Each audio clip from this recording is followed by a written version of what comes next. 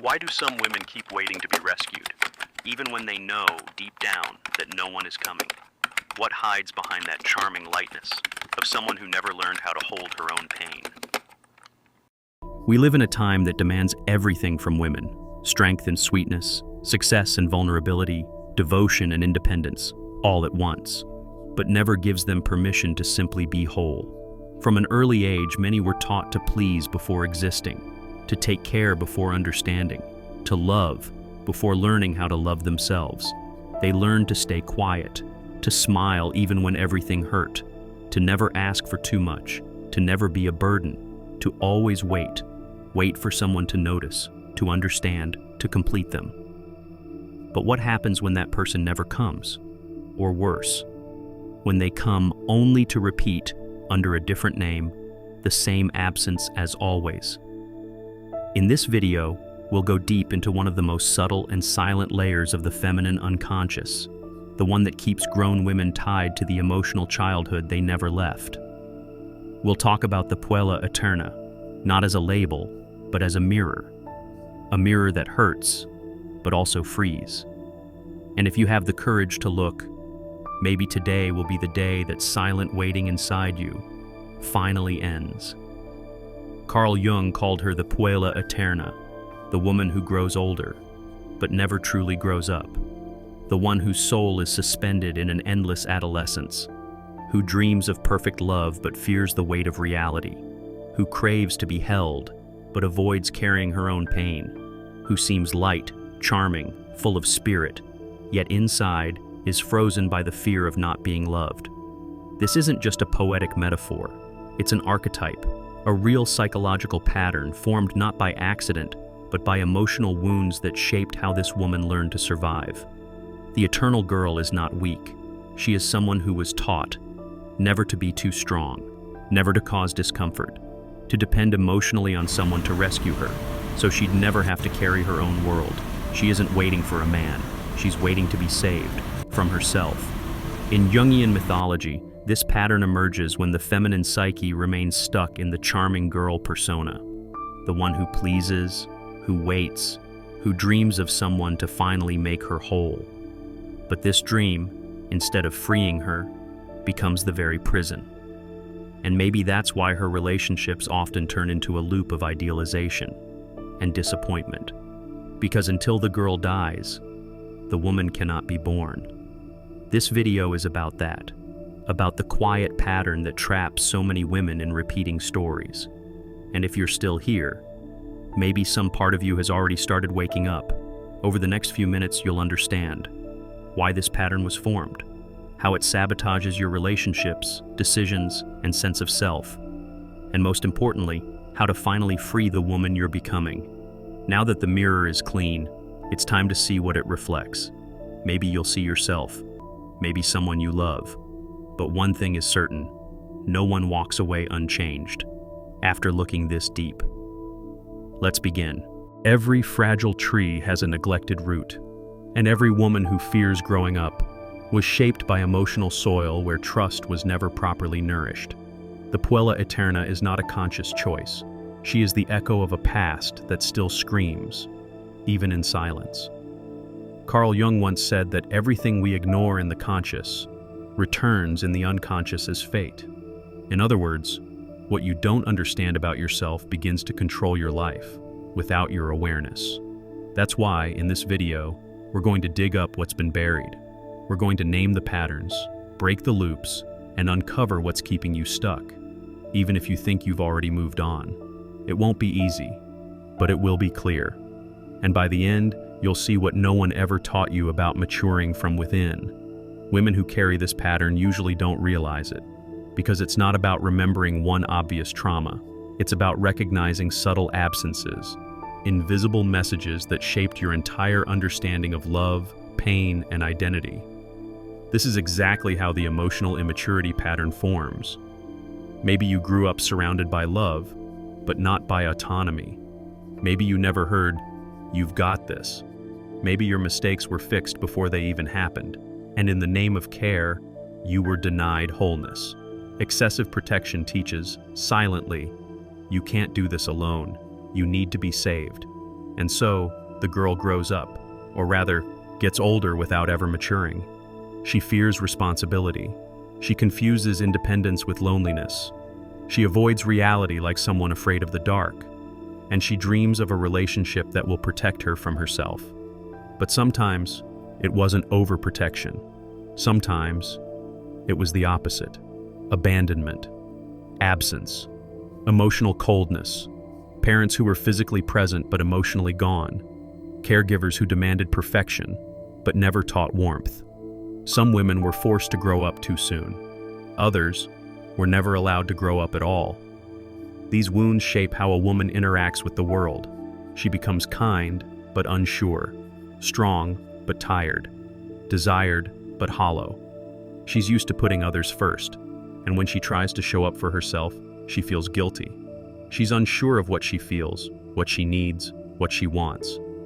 But she knows something's not right, as if she's living someone else's life and never had the chance to live her own.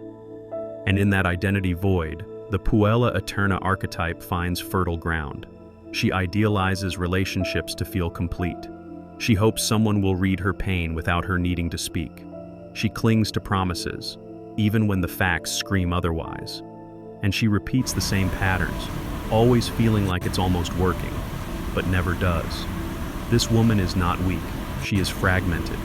And because of that, she searches in others, what she hasn't yet found in herself. But every longing disguised as love is actually an unconscious plea for healing. And maybe the reason you're still watching this video is because some part of you already knows. You don't want to be cared for like a little girl anymore. You want to be respected, like a woman. In the next chapter, we'll expose what keeps this pattern alive, and why the illusion of being saved is so hard to break, even when everything seems clear. She says she's tired, but keeps smiling. Says she's ready, but keeps postponing everything. Says she wants to grow, but deep down, she's afraid of becoming everything they once told her she could never be. The emotionally immature woman lives in an invisible conflict. She wants to grow up, but believes growing up means losing love. Because somewhere along the way, she learned that to be loved, she had to be soft, sweet, good. And every time she tries to claim her own power, guilt shows up. It's like there's a child inside her who was taught never to ask for too much, never to be too loud, never to take up space. And now, that child still governs her choices, even inside a grown woman's body. Carl Jung said that every individuation process requires a confrontation with the shadow. But what happens when that shadow is actually her own strength? Yes, strength. Because unlike men, who were taught to repress anger, envy, or desire, many women were taught to repress ambition, to silence their independence, to hide the urge to scream, "I'm done shrinking to fit." The Puella Aeterna isn't just a woman waiting for someone to save her. She's also terrified of saving herself, because the moment she takes control of her own life, she loses excuses. She has to choose on her own. She has to fail and take responsibility for it. And that's far scarier than it sounds. That's why many stay trapped in emotional childhood, not because they're weak, but because they're afraid of the weight, afraid to grow and no longer be loved, afraid to grow and realize they're not ready, afraid to grow and have to build everything from scratch, including who they are. And this fear didn't come from nowhere. It was reinforced by a culture that says, you can do anything, as long as you stay likable. You're free, as long as you're not intimidating. You're powerful, as long as you don't look too strong. This invisible script creates women split in two, too sensitive on the inside, too contained on the outside, women who lead at work but disappear at home, who hold entire families together but beg for emotional crumbs from an absent man, women the world admires, but who can't look in the mirror without feeling like they're failing at something. That's why growing up, truly growing, is painful. It demands that you stop chasing applause, that you become the villain in someone else's story, that you choose yourself, even when no one else does. But here's the part no one told you. Maturity is not the death of sweetness. It's the beginning of wholeness. Because the mature woman is still sweet, but not at the cost of her mental health. She still nurtures. but without sacrificing her voice. She's still kind. But now she has boundaries. That woman exists, and maybe she's trying to be born inside you, but she won't arrive with a step-by-step guide. She only appears when you finally ask yourself the one question that changes everything. What have I done to myself, trying to please everyone else? In the next few minutes, we'll explore what happens when that question gets answered, and why it might just be the turning point you've been waiting for. If you stay with me, you'll understand why growing up hurts, but it's the only pain that finally makes you whole. There comes a moment when the mirror stops lying. Not even the filters, the feed, or the trained smile can hide it. Not even the list of achievements you mentally rehearse to convince yourself that everything's fine, because it's not. And in the silence between one task and the next, something begins to leak through. It's not sadness, it's not anger. It's a strange kind of exhaustion, as if you've been living someone else's life. That's the first crack, the first sign that your shadow is trying to speak. Carl Jung once said, "The shadow is everything the conscious personality refuses to see in itself." And maybe your shadow isn't made of sin, shame, or failure. Maybe it's made of all the parts you've been too afraid to use: your legitimate anger, your muted power, your silenced intuition. Yes, many women are exhausted, but not because they do too much, because they hide too much from themselves. The Puella Aeterna isn't childish because she wants to be pampered. She's childish because she's terrified that being whole means being unloved. So she adapts. She laughs to avoid tension, apologizes for feeling deeply, shrinks herself before anyone else has the chance. But there comes a point when the soul starts screaming for air, and when that scream comes, it's not gentle. It shows up as anxiety that won't go away, as a boredom nothing seems to fill, as a sadness with no clear cause, as a wave of self-disgust after once again accepting far less than you deserve. You begin to realize that behind your sweetness, there's resentment. Behind your independence, a paralyzing fear of abandonment. Behind your lightness, a woman exhausted from carrying an entire inner world alone. And that is where awakening begins. When you stop asking, "Why doesn't anyone love me the way I need?" and start asking, "Why do I keep giving myself to people who never truly see me?" The shadow forces you to revisit your past, to re-examine the ways you twisted yourself to please others, to remember the times you swallowed your truth like poison masked with sugar, just to be accepted. And only when you face that darkness do you begin to see, you're not weak. You've just been trying for years to be chosen by people who never deserved access to you. But be careful, the shadow has traps. It can make you feel like a victim. It can trap you in the loop of, "I am this way because they hurt me." And while that may be true, it's not enough. The shadow only integrates when you stop running and walk straight through it. You need to listen to what it's telling you, that you don't need to be pleasing to be loved, that you don't need permission to take up space, that you won't die if someone rejects you, but you will die inside if you keep rejecting yourself. This is the most dangerous point in the journey, and also the most powerful, because it's here that the woman you've been begins to die, and the woman you haven't met yet begins to rise. In the next chapter, we'll walk into this dangerous territory and show why the true strength of a mature woman isn't about seeming unbreakable, but about holding her vulnerability without shame, without apology, and without fear of disappointing anyone. If you stay with me, you'll begin to understand what most people never dare to face. Maturity begins the moment you stop waiting to be rescued and start rebuilding yourself. You already understand the reasons. You've recognized the pattern. You know this story is repeating. So, what now? Now begins the part no one talks about, the crossing. Yes, breaking a toxic cycle takes courage, but not the courage to walk away from someone else. The courage to walk away from the version of you that's still waiting to be rescued. Every woman who matures must bury the girl who only knew how to wait. And that death is symbolic. It's not about killing your softness. It's about letting go of the habit of using it as a shield to avoid growing. Because growing up hurts. It hurts to face the fact that the love you clung to was just a reflection of unmet childhood needs.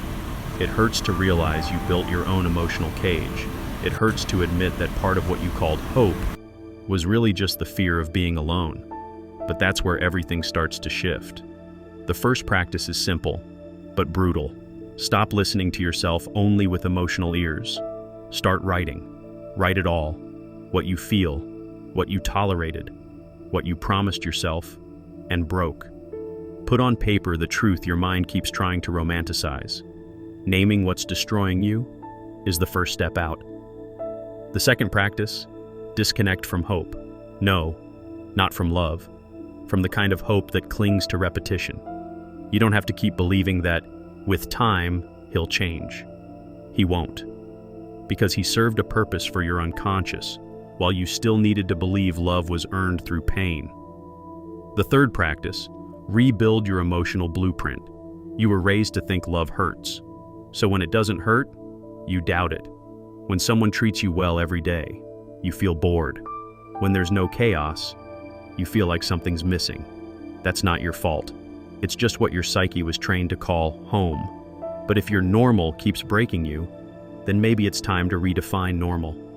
A normal where peace doesn't mean boredom, where affection isn't earned through performance, where you're loved without having to cut pieces of yourself to deserve it. And if you've made it this far, something inside you is already waking up. It's the part of you that's tired of repeating, tired of self-sabotage, tired of waiting for someone who's not coming. But you can show up for yourself. And when that happens, when you stop running from your own soul, it's not the pain that ends. It's the unnecessary suffering that finally begins to die. Because now, you're about to do something most women were never taught to do. You're about to choose yourself. There comes a moment when you just can't hold up the fantasy anymore. That story you kept telling yourself, about a love that will get better, a person who will finally realize your worth, a fairy tale ending that might still come, it starts to fall apart. But contrary to what you've been led to believe, this isn't the end. It's the beginning. Because true maturity begins where illusions die. And this is where most people turn back. Because it hurts. It hurts to admit the fairy tale was just a cage. It hurts to face the fact the one you waited for isn't coming. It hurts to look in the mirror and see that for years, you stayed in a relationship just to avoid loneliness, when in reality, you were just afraid of being with yourself. But you know what hurts even more? Lying to yourself. The good news, and maybe the only one, is that there is another side. But you'll only reach it if you're willing to cross. And crossing requires 3 real decisions. 1, let the grief happen. Yes, grief. Not for the relationship, but for the version of yourself who lived inside it. The woman who made herself small just to fit. The woman who smiled when she wanted to scream. The woman who begged for crumbs and called it love. That version has to die. And like all grief, it will bring anger, denial, sadness, emptiness. But allowing yourself to feel it is what breaks the cycle. Don't suppress it. Don't overthink it. Don't rush it. Feel it. Feeling won't destroy you. Suppressing will. 2, learn to be alone and still feel whole. Being alone terrifies the woman who hasn't met herself yet, but it redeems the woman who finally has. True freedom happens the day you wake up, hear the silence in your home, and you don't panic. You feel peace. You make your coffee, sit down, take a deep breath, and realize, I'm not incomplete. I was just disconnected. In solitude, you start to truly hear yourself. And in that space, you remember who you were before the chaos, before the emotional roller coaster, before the desperate need to be loved by someone else. And then you see it clearly. What you needed was always you. 3, stop seeing yourself as a victim of the story. This one is tough, but it's where the freedom begins. You didn't choose your wounds, but you do choose what you'll do with them now. You can turn them into a crutch, or into the building blocks of your rebirth. You can keep blaming them, or finally take responsibility for what you tolerated. Responsibility isn't guilt, it's power. And if there's one thing a woman should never give up, it's her power. Now breathe, because the hardest part is behind you. You've already realized. You don't want to repeat this anymore. You no longer believe someone else is going to save you.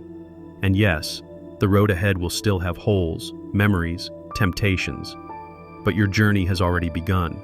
The feminine that matures doesn't become numb to pain. She becomes sovereign in the face of it. The awakened woman isn't perfect, but she's clear.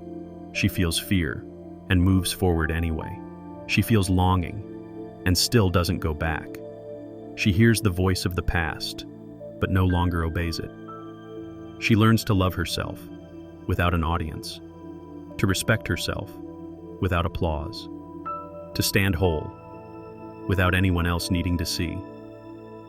And when that happens, when self-love becomes embodied truth instead of just a concept, there's no rescue needed, because there's no more prison. Now you have a choice.